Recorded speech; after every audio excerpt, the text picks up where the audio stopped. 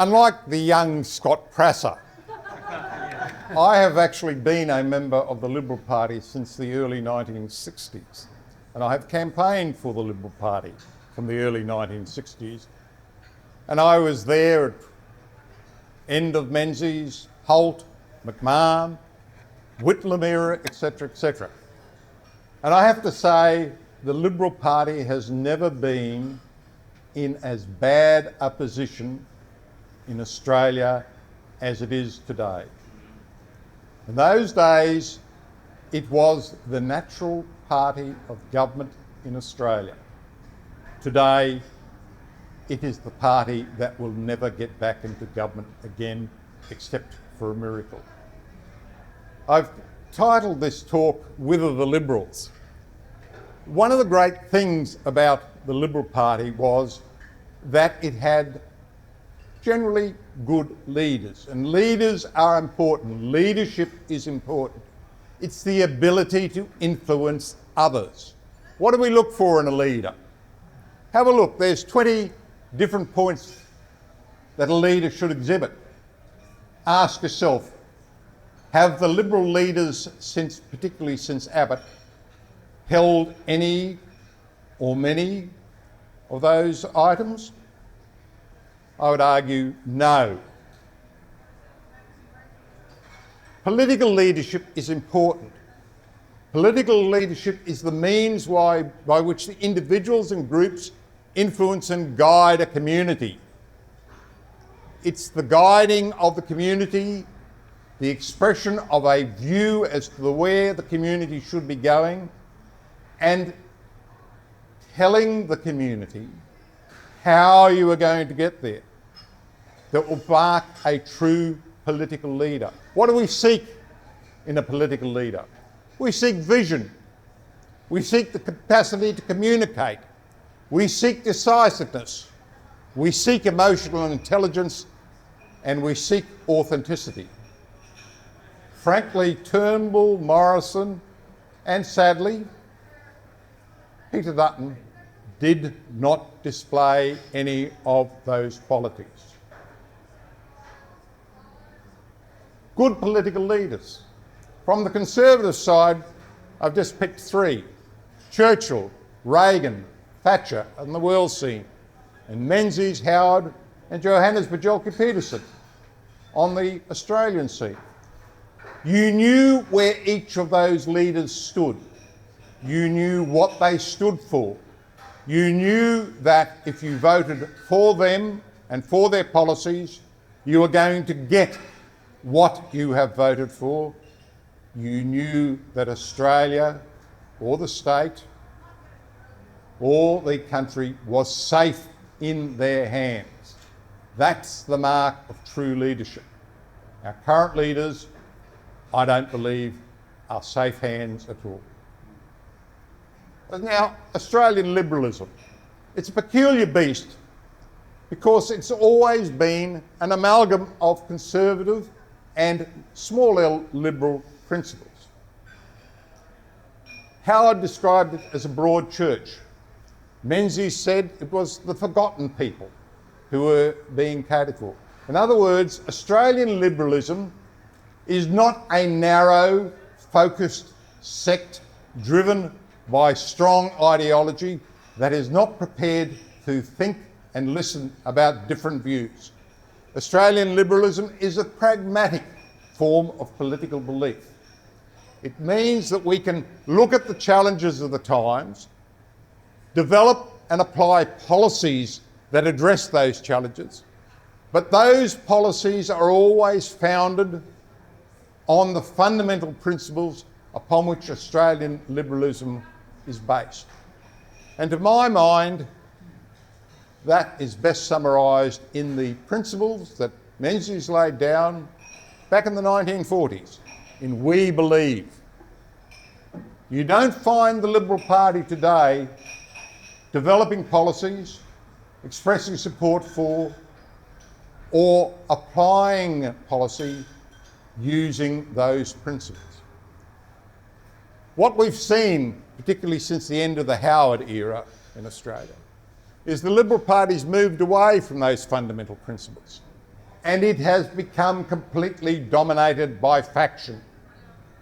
These factions have sought to change society in accord with a different approach from traditional liberal principles on issues such as personal responsibility, sexual preference, feminism, environmentalism, the role of government, and I hate to say it, plain personal greed in the Turnbull era. Successive leaders have failed to provide the political leadership needed in accordance with the fundamental principles of we believe. Now, the reality is society is changing and society is always changing. The great problem has been the Liberal Party hasn't been prepared to challenge, question, query and, if necessary, oppose many of those societal changes that have occurred in Australia.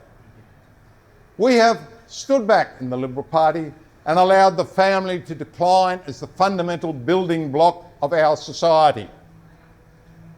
We've removed family and individual responsibility and replaced it by increased reliance upon the state. The state now provides child rearing, child education, housing, individual incomes, care for the aged and the disabled. We no longer have personal responsibility for one's actions. We see that just in the increase in criminality in our community today. The young people who run riot, commit crimes and are not forced to confront the consequences of their actions. The legal system gives them a tut-tut, don't do that, and go out and commit crime even further. We no longer have personal responsibility. When has the Liberal Party been arguing for personal responsibility? We've failed to address issues of economic management. We've encouraged growth in government expenditure without any relevant economic development and growth. The money can come from somewhere. Frydenberg, Morrison government broke the dam about any economic restraint in Australia. The community now believes that there is no limit to the amount of money that Australia can get. It's why our debt is going up, time after time after time, a debt that we are burdening our children with the responsibility of repaying. Does anyone in the Liberal Party argue against that? No. Every time the Labor Party puts up a spending program, we match it. Oh no, we don't want to be seen to be opposing expenditure. 50-cent traffic fares here in Queensland by the so-called Crisafulli LNP, Conservative and Small C government. They're spending money like drunken sailors. We're going to have a horror budget, and we're not going to have next week any restraint being imposed by this government. Why? Because they seem to think that money just grows on trees. Other societal changes that we have not even questioned. The growth of internationalism through the United Nations and these world agencies. We're still signing up and supporting in the Liberal Party the diminution in our national sovereignty and handing over to this strange collection of socialists, communists, radicals who comprise the United Nations. And far be it from anyone to query what the United Nations is on about. We've got a communist running the World Health Organization, yet we in Australia have signed up to allow the World Health Organization to determine policy in the future when there isn't the next pandemic, as there no doubt will be, given the nature of the way in which the world has evolved. We've allowed free trade to destroy and deindustrialise Australia. Oh, great, we've had a marvellous time selling off all our natural resources. We can't manufacture glass in Australia. We can't manufacture anything in Australia nowadays of any degree of sophistication. It's all coming in from China and India and places like that. We've allowed technology to grow. We've allowed technology to become the plaything of multinational companies. We, as a nation, as a sovereign nation, and we in the Liberal Party have not attempted to challenge that at all. Those corporations are not responsible to any government. They're only responsible to themselves, and all they're interested about is money and power. And are we prepared to challenge it? Are we prepared to query it? No. We've accepted that when you get a pandemic like COVID, which is merely one of innumerable pandemics that have gone on for centuries and will continue to occur, we've accepted that government has the right to control everything you do, to keep you confined to your home, to punish you and shoot you with rubber bullets and jail you if you dare to challenge the draconian policies that the government of the day imposes. Now, we've ceded control of our education system to those forces that seek to control and change society and are opposed to our traditional values, such as critical thinking and our Judeo-Christian cultural history. And whether we like it or not, Australia is a nation founded on Judeo-Christian principles. Our institutions, our rights, our responsibilities, our laws, our society and its structures are all founded on those principles. But we now allow that to be challenged willy-nilly. You talk to any child nowadays coming out of the education system, their mind has been warped. They have no capacity for critical thinking. They just regurgitate the gobbledygook that they have been taught by the education system. And where do we find the Liberal Party being prepared to challenge that?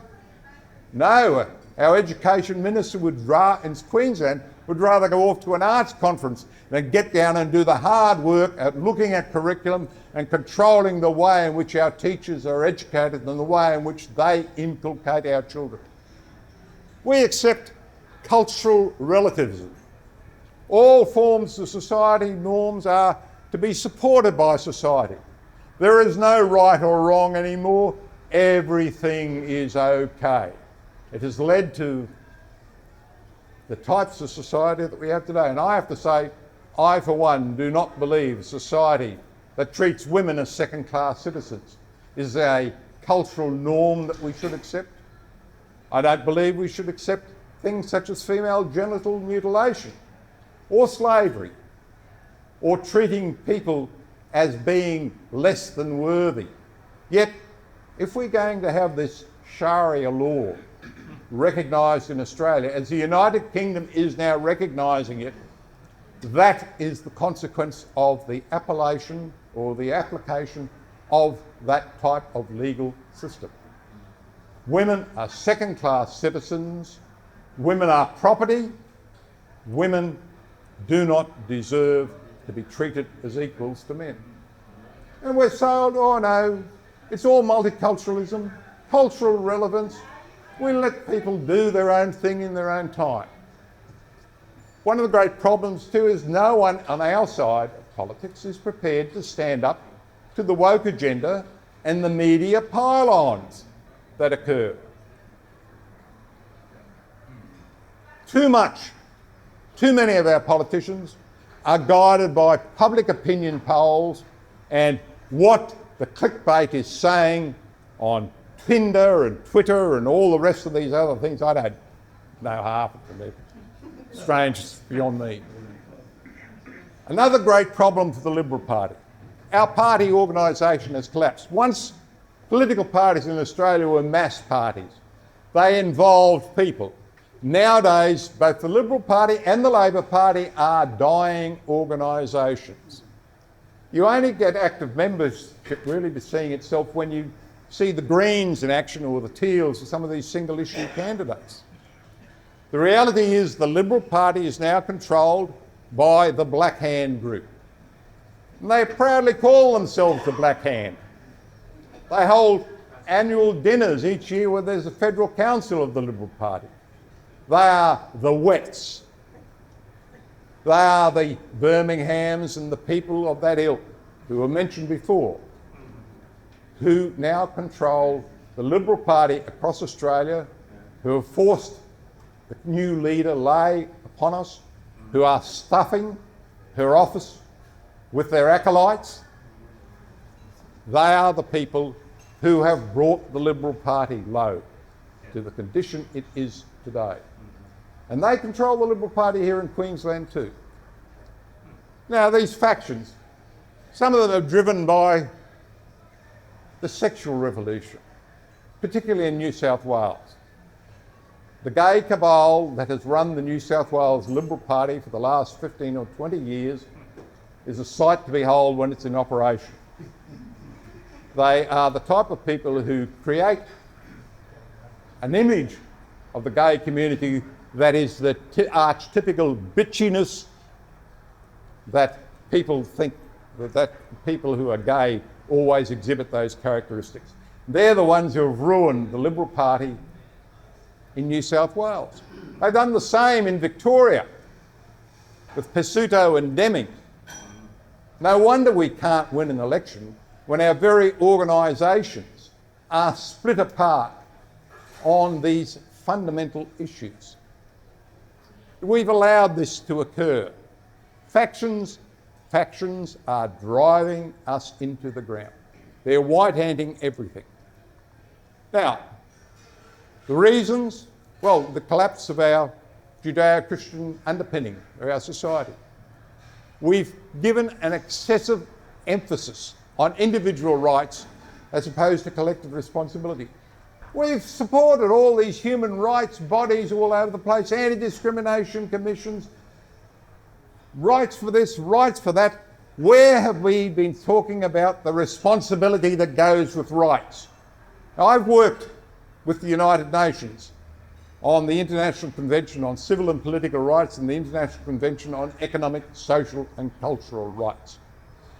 One thing in the Australian context we always forget is rights can only exist in the context of a society, a functioning, operating society.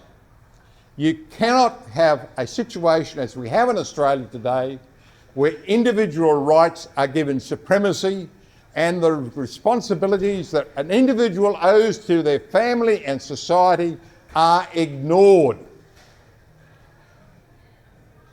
We've also fallen for this concept of universalism. We're all human beings, we're on this one small planet, orbiting a sun in a big universe. We've all got to live together. Oh, it's great.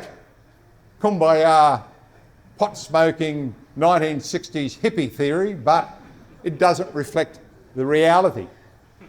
That where there are differences in society, they are historically based and they are not going to be got rid of for centuries to come.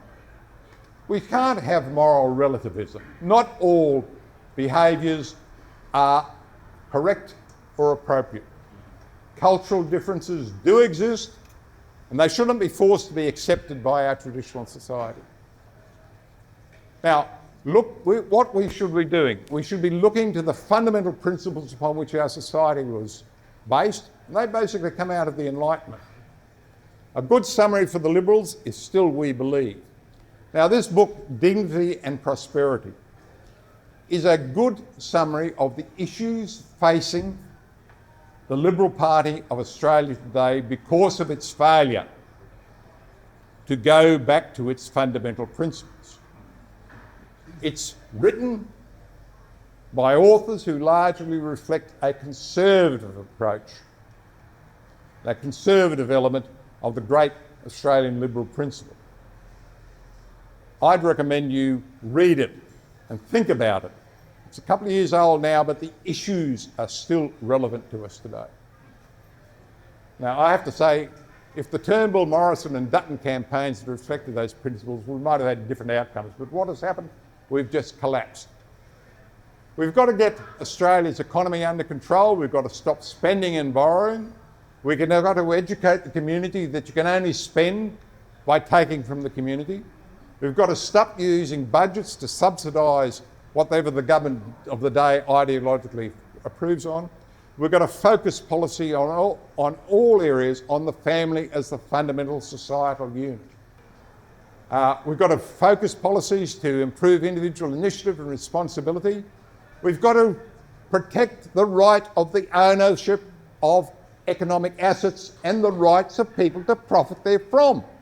It's only when people earn a profit that they invest, that economic activity occurs, and that economic growth occurs. And Australia is not achieving economic growth. Our per person productivity in this country has been declining for years now and will continue to decline if we continue the policies we have been pursuing. We've got to look at our long-term population interests in population and migration, trade and development, environmental protection, enhanced societal value through shared Australian cultural values, and we've got to turn our parties back to mass-based parties.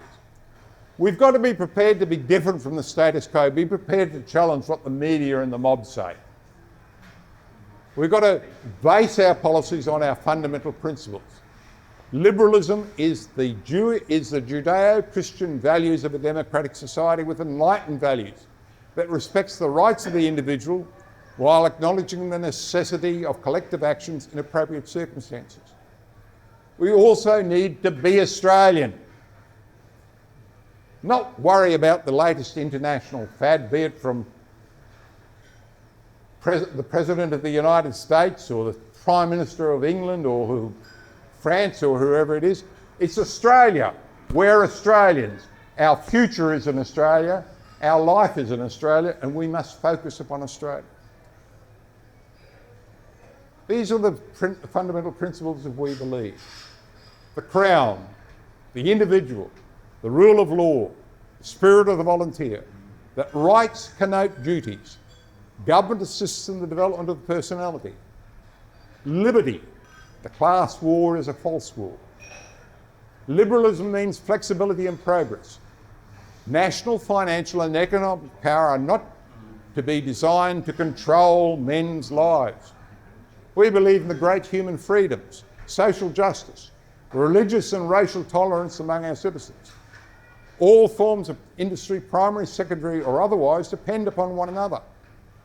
And we also believe that under divine providence, Australia can and will succeed. Why has the Liberal Party moved away from this? Why has it followed the latest fad told to them by some media guru, some influencer? Why has it abandoned it? It has abandoned it because the proof's in the pudding. We are in a bad position now, but the path is clear, the path is there. What we have to do is get people of goodwill to band together, go back to our fundamental principles and build a political organisation based upon broad-scale membership and based upon what is best ultimately for the future of our Australian nation. Thank you.